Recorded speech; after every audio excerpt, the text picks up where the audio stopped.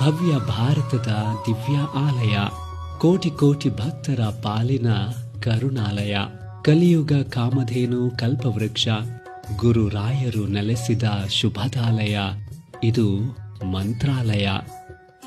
ಗುರು ರಾಘವೇಂದ್ರ ಸ್ವಾಮಿಗಳು ಸಶರೀರರಾಗಿ ಬೃಂದಾವನ ಪ್ರವೇಶ ಮಾಡಿ ಮಂಚಾಲಮ್ಮನ ಮಂಚಾಲೆಯನ್ನ ಮಂತ್ರಾಲಯವನ್ನಾಗಿಸಿ 353 ವರ್ಷಗಳು ಕಳೆದಿವೆ. ರಾಯರ 354ನೇ ಆರಾಧನಾ ಮಹೋತ್ಸವಕ್ಕೆ ಮಂತ್ರಾಲಯ ಮಂದಿರ ಸದ್ಭಕ್ತರನ್ನ ಕೈಬೀಸಿ ಕರೆಯುತ್ತಿದೆ.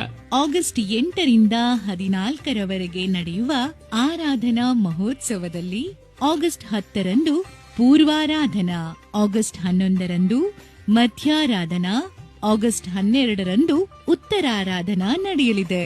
ಪ್ರತಿದಿನವೂ ರಾಷ್ಟ್ರ ಪ್ರಸಿದ್ಧ ಕಲಾವಿದರಿಂದ ಸಂಗೀತ, ನೃತ್ಯ, ಪ್ರವಚನದಂತಹ ಸಾಂಸ್ಕೃತಿಕ ವೈವಿಧ್ಯಗಳು ಜರುಗಲಿವೆ.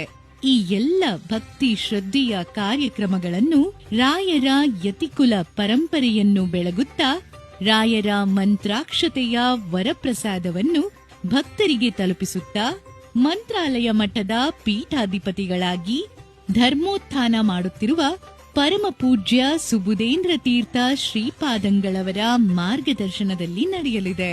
ಆರಾಧನಾ ಮಹೋತ್ಸವಕ್ಕೆ ಮಂತ್ರಾಲಯ ಮಠದ ಪರವಾಗಿ ಸರ್ವರಿಗೂ ಆದರದ ಸ್ವಾಗತ. ಶ್ರದ್ಧೆ ಭಕ್ತಿಯಿಂದ ಮಂತ್ರಾಲಯಕ್ಕೆ ಬನ್ನಿ, ಅಲ್ಲಿ ನಮ್ಮೆಲ್ಲರ ರಾಯರಿದ್ದಾರೆ. ರಾಘವೇಂದ್ರ ಗುರು ರಾಘವೇಂದ್ರ ಶರಣಾದೇಂದ್ರ ಪಾದಕ್ಕೆ ಭಕ್ತರ ಹೃದಯೇಂದ್ರ ವರ ನೀಡೋ ವರದೇಂದ್ರ ಮಂತ್ರಾಲಯ ಚಂದ್ರನೇ.